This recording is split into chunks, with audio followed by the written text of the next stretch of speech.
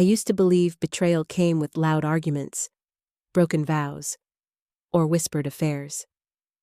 But the night I found my husband slumped in his chair, silent and pale, I learned betrayal can be quiet or carved into skin, with marks so small you almost miss them. The doctor looked me in the eye and said words that shattered me. This wasn't a natural stroke. And from that moment, I realized the man I had trusted for decades might be living a life I never truly knew. I never thought I would sit down one day and unravel my life before strangers. But here I am, trembling as I let the words spill. My name is Lorraine. I am 53 years old, a wife of nearly 3 decades, a mother of 2 grown children, and a woman who once believed she understood the fabric of loyalty and love. But in the span of a few hours, the very threads I thought held my family together unraveled, exposing not only betrayal, but a darkness so calculated, so cold, that even now it chills me to my bones. The night it happened, I was making dinner as usual. The scent of garlic bread filled the kitchen, and I could hear my husband, Charles, watching television in the living room. It had been a tiring week for both of us. He worked long hours at the construction firm he managed, and I had spent the day grading papers at the elementary school where I taught. When I called him for dinner, he didn't answer. I thought he had dozed off in his chair again, a habit of his. But when I walked into the room, his head was slumped unnaturally, his lips slightly parted. At first, I thought it was another fainting spell, something that had happened once before. I rushed to his side, shaking his arm. "Charles, wake up, please." The panic rose quickly when his body didn't respond. My hands fumbled as I dialed 911. The operator's calm voice tried to ground me, but all I could hear was the deafening roar of fear inside my chest. When the paramedics arrived, they checked his vitals and rushed him into the ambulance. I followed, still in my flour-stained apron, my breath shallow, my heart pounding with dread. At the hospital, doctors moved quickly. Words like possible stroke and neurological assessment floated around me as if I were trapped in a fog. My children, Emily and Brian, arrived within the hour, pale and frightened. We sat in the sterile waiting room, the tick of the clock stretching endlessly, until finally, a physician in a white coat approached us. His expression was serious, his tone measured. "Mrs. Walsh, your husband has stabilized, but I need to ask you something. Did you notice anything unusual before he collapsed?" I shook my head quickly, desperate to provide answers, but coming up empty. Then, almost instinctively, my mind flashed to something strange I had noticed days earlier, a faint bruise on Charles's arm. At the time, I dismissed it as nothing, maybe from bumping into the ladder at work. But now, as the doctor spoke, my stomach churned. Later, when they wheeled Charles into a private room, I stood by his bedside. His face looked worn, older than his 56 years, and his skin was pale against the white sheets. My eyes drifted down his arm, and that's when I saw them small puncture marks near his elbow. Faint but undeniable, a pattern that no accident could explain. I leaned closer, my hand trembling as I brushed the skin. My breath caught. "Doctor," I whispered when he returned. "There are marks on his arm. Needle marks." He looked at me gravely and nodded, as if confirming something he had already suspected. "Yes, Mrs. Walsh." That's what we noticed as well. This doesn't appear to be a natural stroke. We're running toxicology tests. The words slammed into me like a wave. Not a natural stroke. Needle marks. My husband. My Charles. For a moment, I couldn't breathe.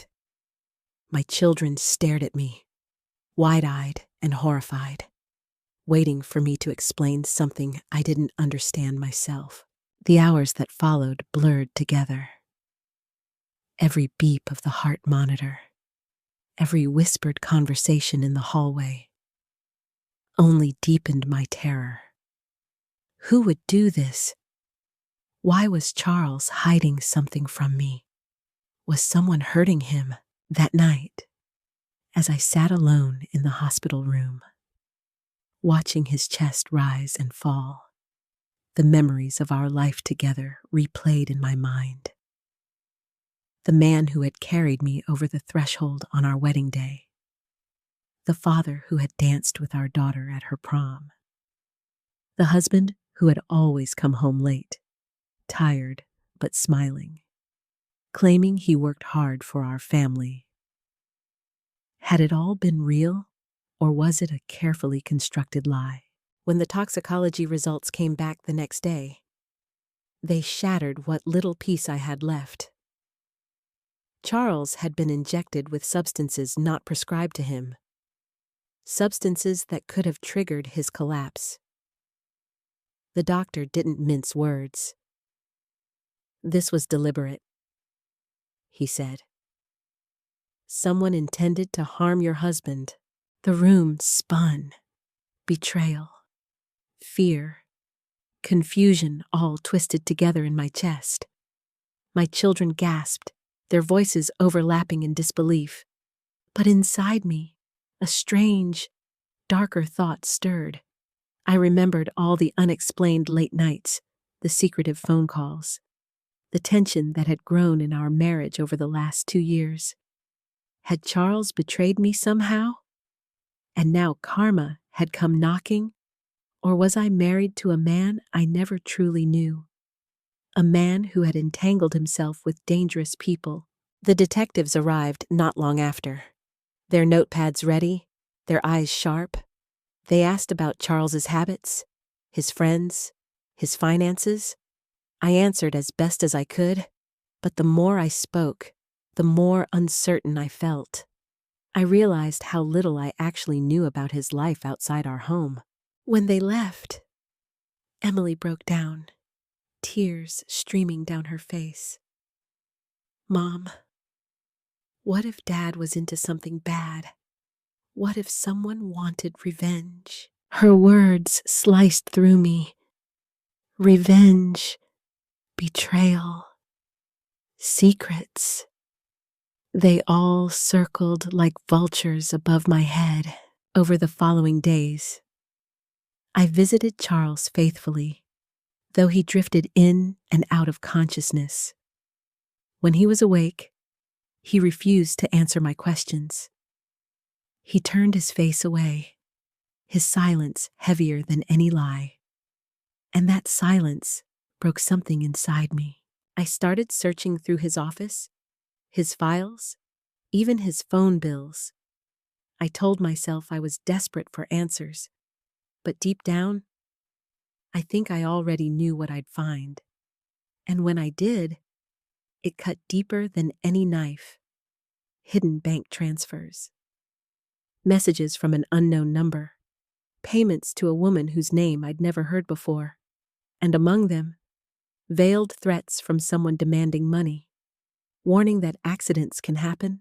My hands shook as I pieced it together. Charles wasn't just a victim. He was living a double life, tangled in deceit.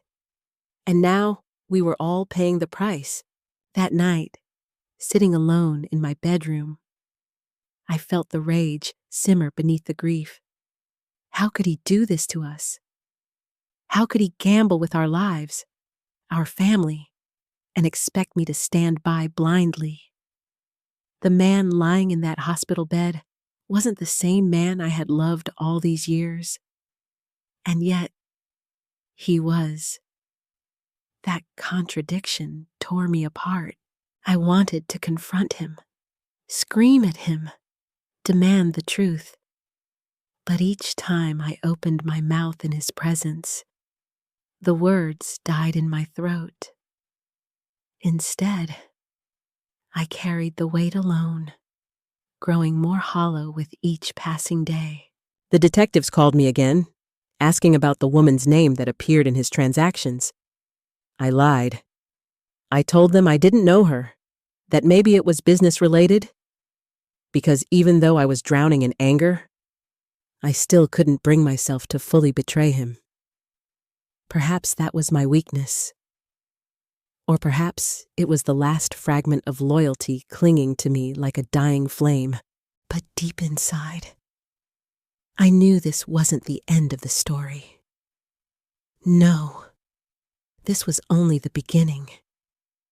Because if Charles thought his secrets would stay buried, if whoever had tried to destroy him believed they could walk away unscathed, they were both wrong. Very wrong. And as I sat by his bedside that night, staring at the faint marks on his arm, I whispered under my breath, not to him, but to myself. I will find out the truth, and when I do, there will be no forgiveness. The days that followed were a haze of suspicion and sleepless nights. I would sit in that hospital room, staring at the man I thought I knew, his eyes opening just enough to acknowledge me, then closing again as if he could hide from everything he had caused. Every beep of the machines tethered him to this world. But I couldn't shake the question that kept clawing at me, was I watching over my husband? Or a stranger I had shared my life with? I tried to keep strong for my children, but they could see through me. Emily would sit by my side, her small hand gripping mine as if she were the mother now. Brian, though quieter, carried a storm in his eyes. He was angry, though I couldn't tell if it was at the doctors, at the person who hurt his father, or at his father himself. None of us voiced what we were truly thinking. But the silence was louder than any argument we'd ever had. One evening, when the nurses had dimmed the lights, I finally whispered to Charles, "Who is she?" His eyelids flickered. His lips parted as though he might answer, but no sound came. His hand twitched as if to reach for mine, but then fell limp against the sheets. That silence felt like a verdict. The next morning, when the detectives returned, I almost told them everything. I almost pointed to the papers I had hidden in my purse. The proof of the woman's name, the bank transfers, the threats. But something stopped me. Perhaps it was pride. Perhaps shame. Perhaps fear that once the truth left my lips, it would become real, undeniable, irreversible. Instead, I kept my secrets close, even as the burden threatened to crush me. But secrets have a way of rotting, and soon they began to spill. I was in the kitchen one night, alone, when Emily came in. Her eyes were swollen, her lips pressed into a thin line. She slammed her phone down on the counter and hissed, "How long were you going to hide this from us?" On the screen was a message thread she had found on Charles's old laptop, the same name, the same woman, the same demands for money. My breath caught. "Emily?" No," she interrupted, her voice breaking. "Don't you dare protect him. He lied to you. To us. He put us in danger, and you're still covering for him. Why are you still loyal to a man who betrayed us?" Her words were knives, each syllable tearing into the fragile defenses I had built around my heart. For the first time, I saw myself through her eyes, not as a strong mother holding the family together, but as a woman trapped in denial, too afraid to face the truth. "I'm not protecting him," I whispered, though even as I said it, I knew it was a lie. Emily's tears spilled freely. "Then do something. Please, Mom, before it destroys us all." She left the room, and I sank into the chair, my body trembling. That night, I made a decision. If Charles wouldn't tell me the truth, I would drag it into the light myself. The next morning, I drove to the address linked to the woman's bank account. It was a rundown apartment complex on the far side of town, the kind of place where desperation lingered in the walls. My heart pounded as I climbed the stairs and knocked on the door. A woman answered. She was younger than me, maybe in her late 30s, with tired eyes and hair pulled back in a messy bun. For a moment, we just stared at each other, two strangers connected by the man lying unconscious in a hospital bed. "You must be Lorraine," she said quietly, as if she had been expecting me. "The air left my lungs, and you are Melissa?" The name on the bank transfers. The woman behind the threats. The woman who had somehow been entwined with my husband's life. I stepped inside, the apartment reeking of stale cigarettes and cheap perfume. The blinds were half closed, casting the room in gray light. Papers littered the coffee table, unpaid bills, scribbled notes, a few envelopes with Charles's handwriting. My chest tightened. Why, I asked, my voice shaking. Why him? Why us? Melissa sighed, sinking into a chair. "I didn't mean for it to go this far. At first, it was just money. Charles said he'd help me out. Said he owed me." "Owed you," I repeated, my stomach twisting. She nodded, her eyes distant. "Years ago, before he married you, before the kids, he made mistakes. He hurt people. My brother was one of them. Charles promised to make it right, but he never did. So when I found him again, I reminded him. He said he couldn't let you know. He sent money, but it wasn't enough." And then, her voice trailed off, her face crumpling. "And then someone decided to punish him." I finished, my voice hollow. Her silence was confirmation enough. I stood there, trembling, the pieces falling into place. The needle marks, the toxicology report, the veiled threats. This wasn't just an affair. This wasn't just betrayal. This was retribution years in the making, sins of the past clawing their way into the present.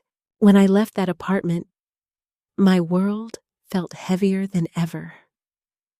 I drove home in silence, the weight of secrets pressing against my chest until I could barely breathe.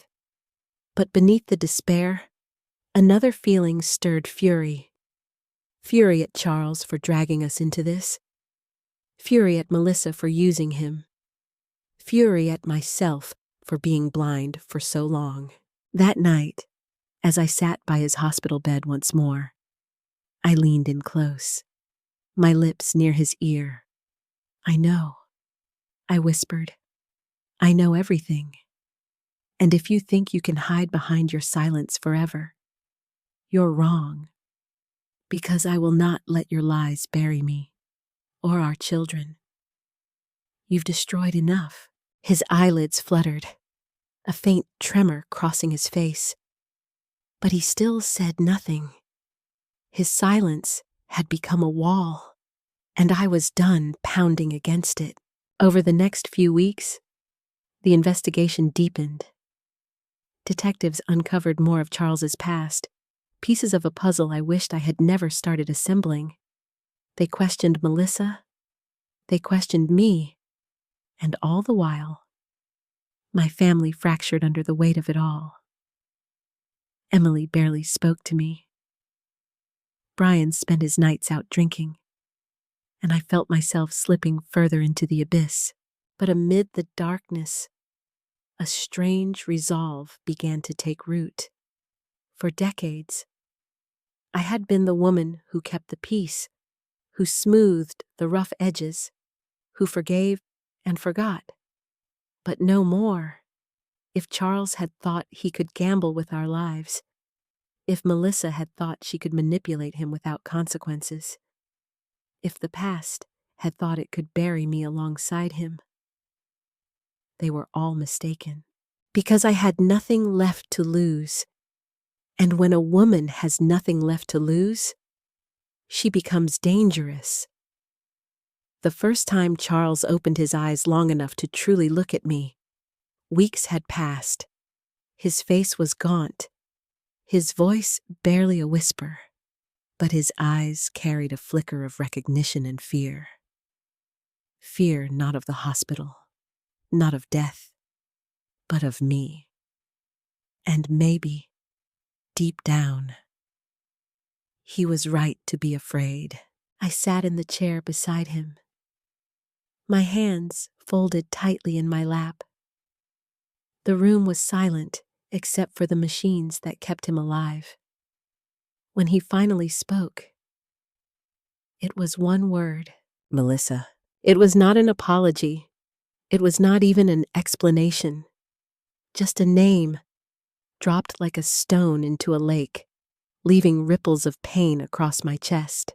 I leaned closer, my voice low and steady. I met her. I know everything about the money, about her brother, about the threats, about you. His lips quivered, but he didn't speak. Instead, his eyes darted away, searching for escape in a room where there was none. For a moment, I almost pitied him. Almost. But then I remembered Emily's tears, Brian's fury, the detective's words, and the puncture marks that told a story of violence and betrayal. My pity evaporated, replaced by cold resolve. You should have told me, I said. All these years, you let me believe in you. You let me build a life on lies. My voice cracked, but I steadied it again. You didn't just betray me, Charles. You betrayed your children. And for that, I don't know if I'll ever forgive you. He closed his eyes, a single tear slipping down his cheek. But I couldn't bring myself to comfort him. That part of me, the loyal wife, the forgiving woman, had died the moment I saw those marks on his arm. The following weeks tested me in ways I never imagined. Detectives dug deeper, uncovering layers of debt, shady business dealings, and connections to people who lived in the shadows. The portrait of my husband that emerged was not of the man I had loved, but of someone reckless, selfish, and desperate. Yet still, the world outside saw only a man recovering from a near-fatal incident, a family holding vigil by his side. But inside our home, everything was different. Emily avoided him entirely. Brian visited out of obligation, his eyes hard, his words clipped. And me, I went through the motions, bringing food, checking in with doctors, answering questions, but each step felt like part of a performance. A play where I had been cast against my will. One night, after putting away another stack of bills Charles had hidden, I sat in the darkened kitchen, staring at the empty chair across from me. The house felt haunted, not by spirits, but by secrets. And for the first time, I allowed myself to imagine what life might look like without him. The thought startled me, not because it was cruel, but because it brought a flicker of relief. Still, justice had to come first. I began keeping a journal, recording everything I discovered: names, dates, payments, phone numbers. I made copies of the files I found, storing them in places Charles would never think to look. It wasn't for the detectives. Not yet. It was for me, for Emily and Brian, for the truth. Because if Charles thought he could control the narrative of his downfall, he was wrong. It was during one of those long nights of digging that I found the letter, hidden in a drawer beneath old tax forms, folded neatly, addressed to Melissa but never sent. "My love," it began. My hands shook as I read the words. He had loved her, not just paid her, not just placated her, but loved her. The kind of love he had once sworn belonged only to me. The betrayal cut deeper than the lies, deeper than the danger. He had given his heart away, and I had been too blind to see it. I burned the letter that night, watching the flames consume the paper until nothing was left but ash. But the words remained seared into my memory, a reminder of just how far he had strayed. The next morning, I confronted him again. He was stronger now, able to sit up in bed, his voice firmer. I placed the ashes on his bedside table. "I found your letter," I said, to her. His face paled, his lips parted, but I raised a hand to stop him. Don't insult me with excuses. You chose her. You betrayed me. You endangered all of us. And now, you will live with the consequences."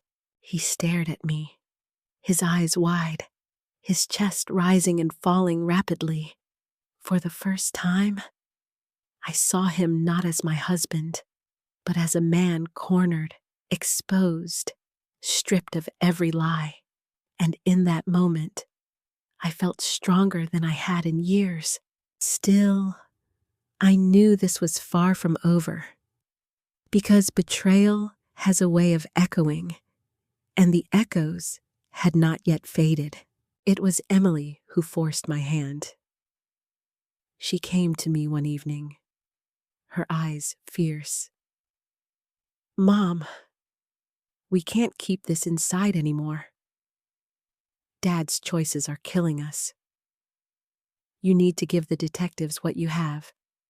If you don't, I will." Her words left me trembling. I realized then that my silence wasn't protecting my children. It was suffocating them.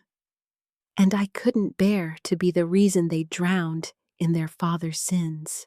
The next morning, I called the lead detective and handed him everything.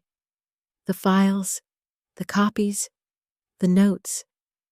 My voice didn't waver as I said, "This is the truth. Do what you must." When I returned to the hospital later that day, Charles looked at me differently.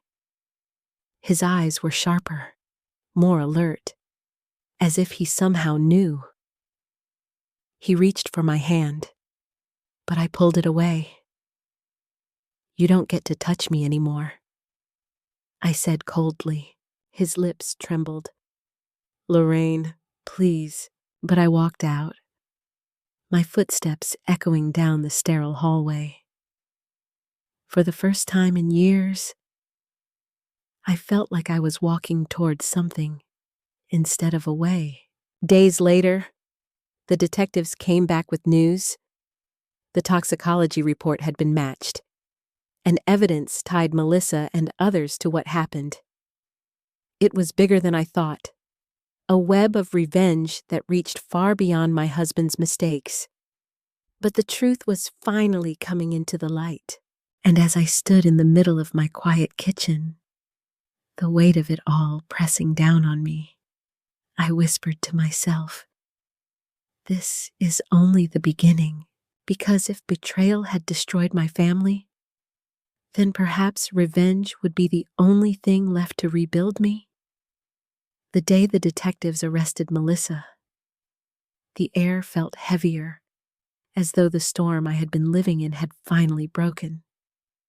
They found her guilty of orchestrating the injection, of paying someone to harm Charles as punishment for debts long overdue.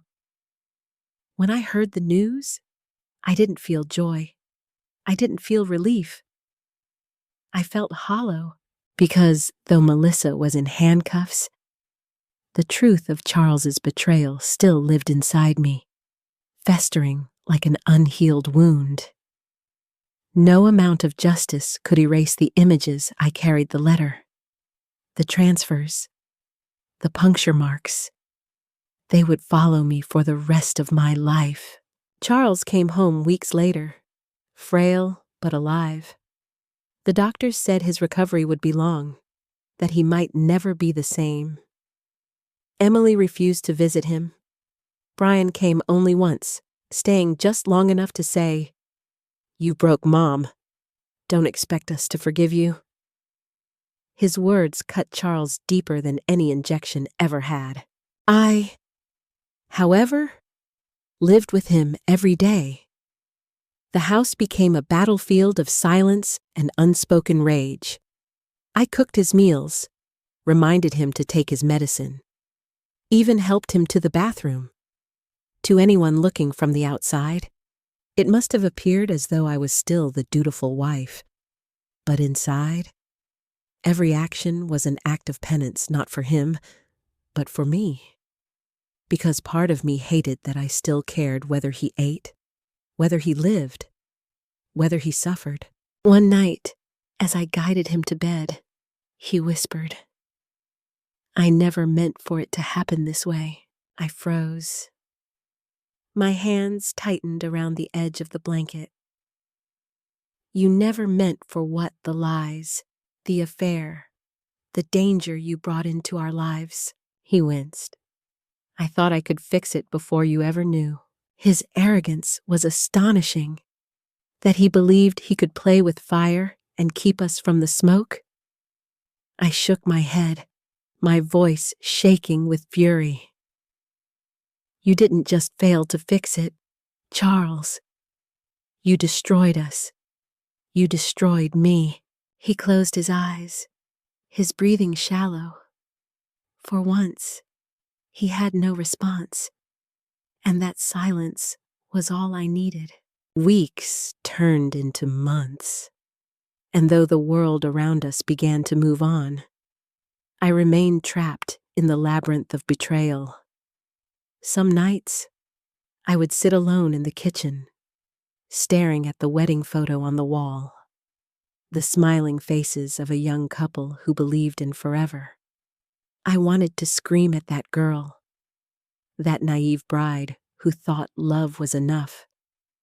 I wanted to warn her, to tell her that loyalty can be a curse, that blind trust can kill you slowly.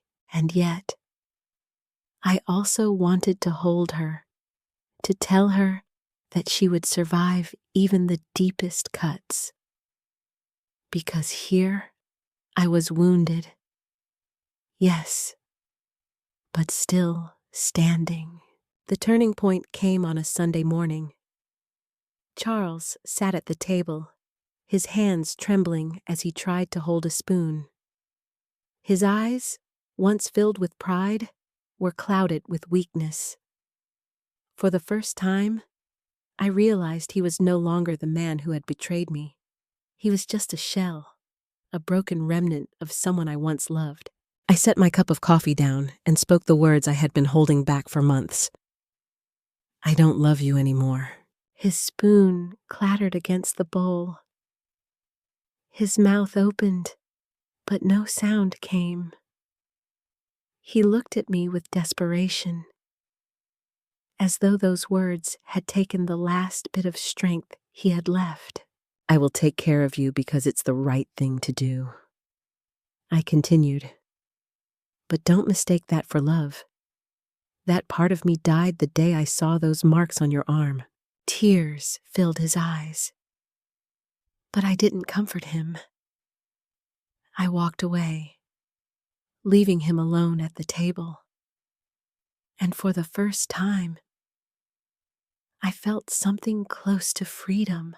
The months that followed were not easy, but they were mine. I started painting again, something I had given up years ago.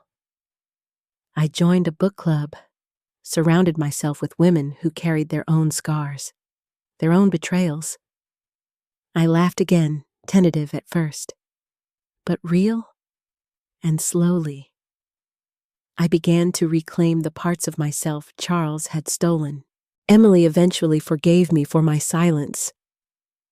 One night, as we sat on the porch together, she said, "Mom, I didn't understand why you stayed, but now I see you stayed to survive, and you did."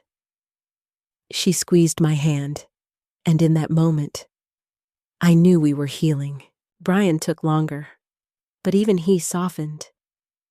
He brought his girlfriend over one evening, introducing her with a shy smile. "She reminds me of you, Mom," he said. That simple sentence healed more than he could ever know. As for Charles, he lived on in the shadow of his mistakes. His health never fully returned, and though he tried at times to apologize, the words came too late. Forgiveness was not mine to give. His punishment was not prison or scandal. It was living every day with the knowledge that he had lost the family he claimed to protect. And me, I carried the lesson in my bones. Betrayal does not define you. It wounds you. Yes, it changes you, but it does not destroy you unless you let it. Looking back, I realized that the story of the needle marks was not just about Charles's downfall. It was about my awakening, about finding strength in the ashes of a marriage, about learning that love cannot survive without truth, and most of all, about choosing myself after a lifetime of choosing him. So here I am, sharing my story with you. Not because I want pity, but because I know there are others out there, sitting in kitchens like mine once was, staring at walls that feel like cages. To them, I say the truth may shatter you, but from those pieces, you can build a stronger self. If my story touched you, please share it with others. Leave a comment. I want to hear your thoughts, your own stories of betrayal and survival. And don't forget to follow for more, because sometimes the hardest stories to tell are the ones that set us free.